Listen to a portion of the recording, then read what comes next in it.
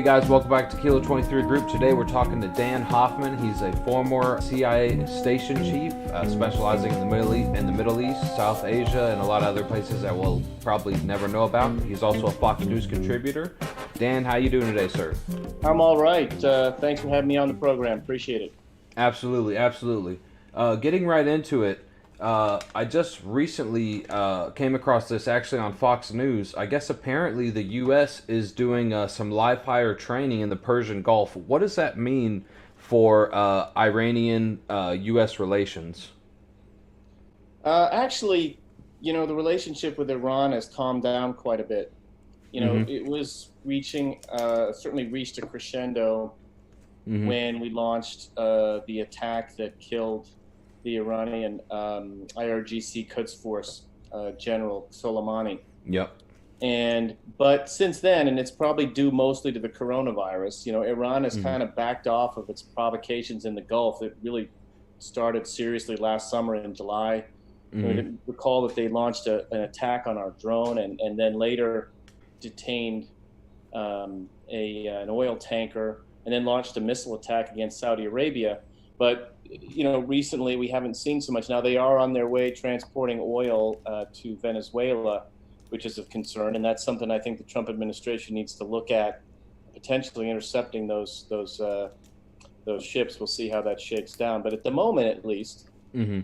at least in Iraq, the number of attacks from Iran's proxy militias against U.S. positions, against the embassy, that's kind of quieted down for a period. I think there may be a period now leading up to our election when Iran doesn't want to do anything too provocative. But we'll see. You always have to be on your guard with that nefarious regime.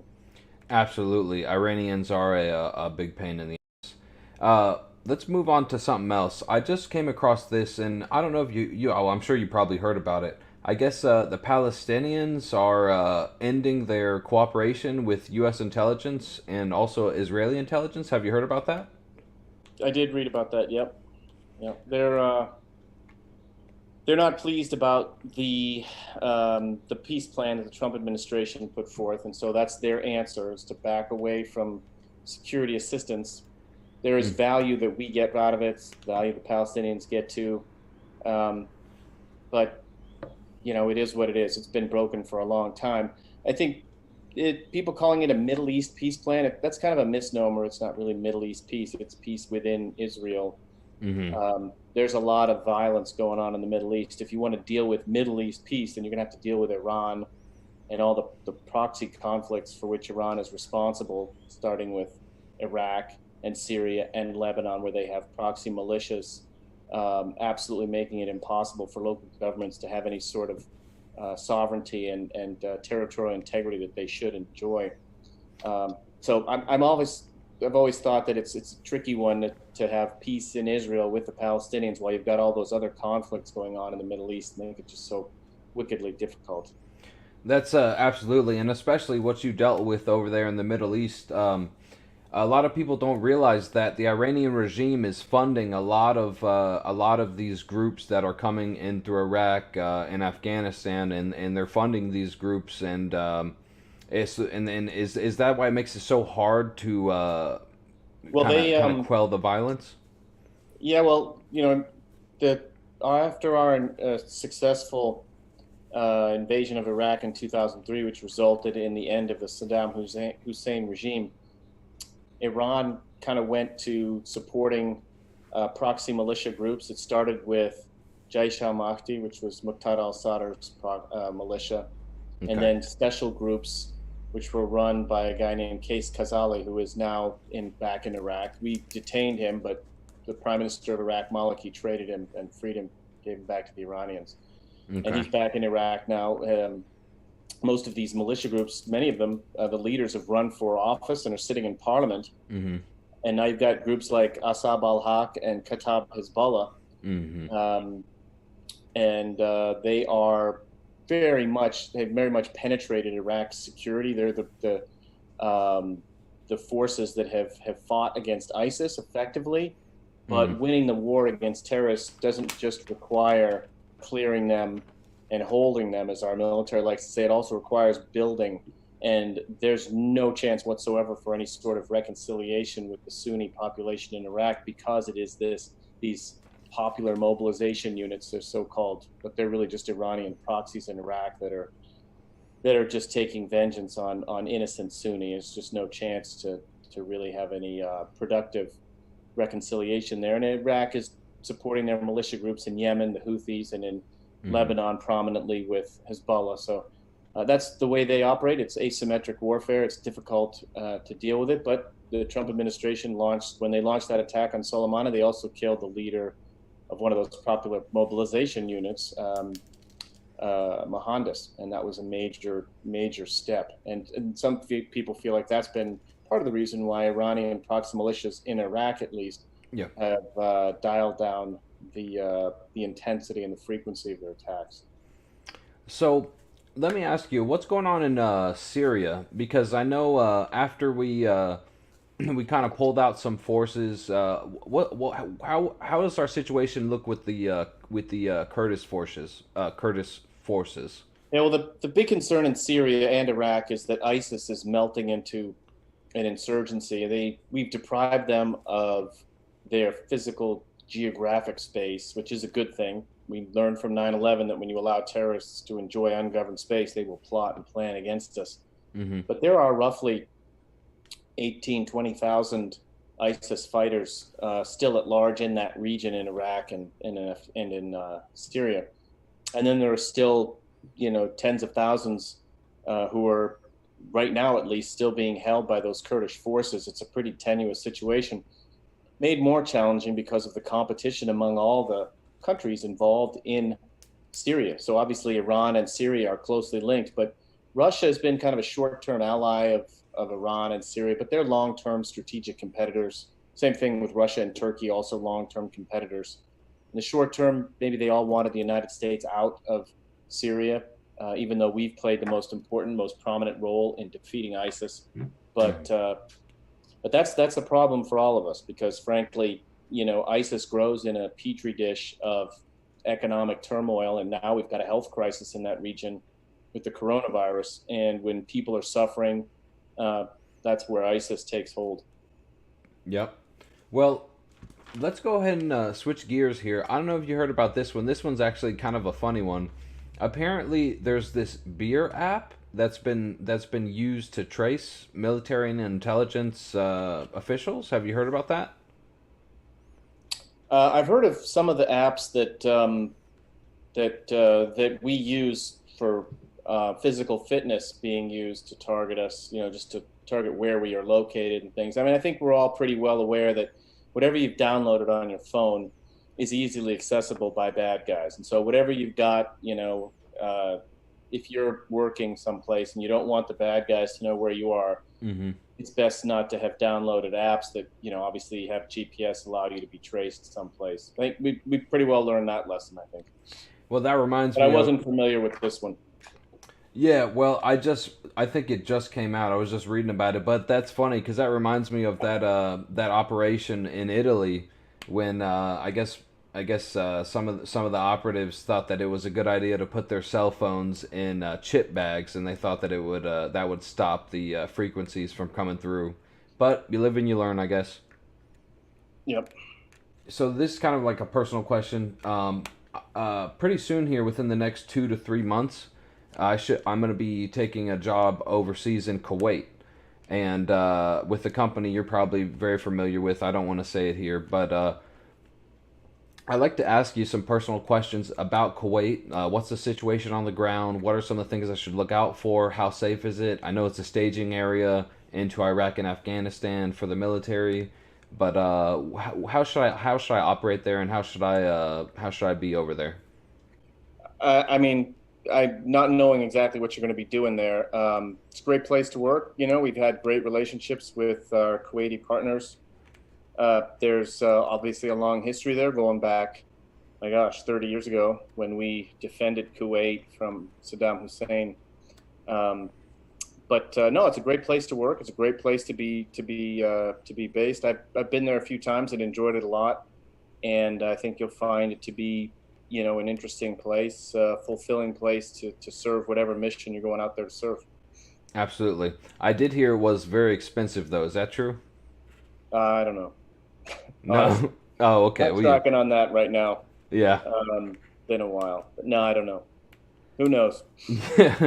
Well, let's see here. So we were talking about. Let's talk a little bit about these Venezuelan, these ex-SF guys that got caught in Venezuela. What do you know about that? I know you did a little spot on Fox News about that, but do you have any more insight on that?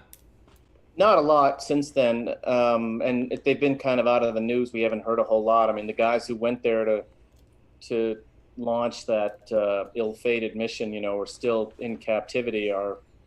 Um, soldiers. I mean, they were former soldiers. They're not active duty or anything anymore, and so it's going to be very hard to get them out. And when you're mercenaries and you go launch against a regime with which we have no diplomatic relations, you're putting yourself in a very dangerous place. And just based on what we've seen in the press, I mean, they had no chance of success. It was pretty poorly planned, and Yeah. a shame to see something like that happen for sure. And just so our viewers know, quite obviously, that's not something that CIA or any U.S. force would have anything to do with. Just how poorly it was executed, there's no chance of that we had anything to do with that, right? I mean, it doesn't have. It's not necessarily. It's not just the fact that it was poorly executed. Just the bottom line is that the U.S. government had nothing to do with it. The Yeah, Trump administration has said that. These guys have. They've made it clear where this was going. It was just, some former, U.S. military working with some opposition, Venezuelan opposition in Colombia. They apparently broke contact, but went ahead with it anyways. I mean, it's not a U.S. government operation. That's not something the U.S. government would do. So yeah, and I too bad. and it's funny because you make a good point because yeah, I mean they wouldn't do an operation like that because they had that 20 million out. They put that what was the 20 million to remove Maduro from office, right?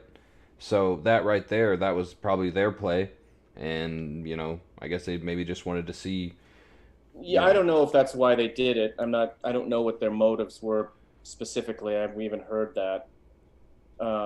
The State Department has get the words that they use, but Maduro was in. I want to say he was indicted for narco trafficking, and that's what it's about. I think it's yeah, $15 million, something like that. okay, But regardless, this it's just it's a shame the way it worked out. It's kind of out of the news right now. It mm, was interesting a couple weeks ago, but there haven't been any developments. The guys who went and launched that ill-fated mission are still in captivity, and they're probably not going anywhere anytime soon because they're great for Maduro's propaganda efforts to make it look like he could stop any attack from anyone, including the United States. He'll make it look like it was the United States, the Trump administration, that launched the attack for his own exactly, political reasons. So these exactly. guys didn't do a whole lot of good for themselves or um, for our country, unfortunately. Yeah, I'm just reading. I'm reading into this. I'm reading into something here. It says German court stops spies agencies from conducting mass surveillance on foreigners. Uh, Tell us what's going on in Europe. Do you have any insight of anything that's going on in Europe? The German case is just the Germans are.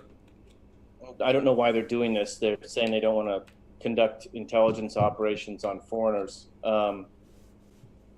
That doesn't make a lot of sense to me. Spying is an internationally recognized norm. We all do it. Hmm. There's no reason why we shouldn't be spying on everybody, and everybody can be trying to spy on us. That's the way the world works. If you don't Yep. want to do that, then you'll run the risk of having some threat that you could have preempted way, way out left of boom being visited on your shores. Your choice. I think it's foolish of the Germans, in my view. Look, I don't want to be too presumptuous, but I don't know why they're talking about it, and I don't know why they're taking that step if indeed they did. Yeah. So I just want to ask you one last question here. Now I know you don't like to speculate on things, but from a logical point of view, if you were commander in chief with all your experience in the Middle East, what would be your plan for the Middle East? Where would you start? What would you do? What countries would you specialize in? Who would you take out? Who would you put in? And I know that's a heavy question, but Yeah, it's a heavy one for me. I'd probably leave that. That's not the one I wake up with in the morning thinking about that sort of thing. yeah, Um, Look, the um, for me, it's our national security. The strategy is kind of simple. It's what I just mentioned about detecting threats, looming threats, over the horizon threats, whether it's a pandemic on its way or terrorism or whatever it might be. hmm, Collecting intelligence on those threats and then eliminating them before they're visited on our shores. What we care about the Middle East, well, stability issues, for sure, terrorism, um, and there's a lot of things you can do with diplomacy, and that's why, getting back to Secretary Pompeo, his role is so important because Secretary Mattis, General Mattis, used to say, "You want to, reduce the number of diplomats? Buy me some more bullets." I mean, that's why you need great diplomats out doing the work that they do. American soft power can go a long way. We can solve a lot of our problems that way. I'd like to see us, for example, solve the Open Skies Treaty with Russia diplomatically absolutely. rather than leaving the treaty altogether. Let's try to stay in and fix it. And if Russia's not allowing us overflights like they should over Kaliningrad, well, we can deny them overflights here in the United States. But leaving the treaty, especially when there's 33 other nations, including NATO allies, partners like Estonia, Poland, Hungary, in the treaty, probably, in my view at least, not the best idea. But that, it gets to the big question. There's a lot of national security challenges out there. If someone is interested in getting into that field in whatever capacity, whether it's law enforcement or the intelligence community or the U.S. military, I would say there's never been as many threats to our national security as there are right now, and never more important than it is right now for us to have dedicated, professional, brave patriots like the ones we have, but we need more to keep us safe. Absolutely. Now you have experience in South Asia as well. I wanted to ask you about China real quick. So this Chinese One Belt One Road initiative, is that their version of colonization? Are they trying to take over the world through how is that working? Well, they're seeking influence through that. It's debt trap diplomacy. So they'll offer to build a road for you or build a city, as they did in Pakistan, and then they're going to charge you a lot for it. When you can't pay, they'll say, well, why don't you just give us your port, or whatever they want. And it's very transactional for them. They're saying to nations right now, if you want our medical assistance, then you're going to have to toe the line on Taiwan or Hong Kong. So they are seeking global influence, dominance where they feel like they need it. They want to exploit the resources of Africa and steal whatever minerals they can. They're in a competition with Russia for that.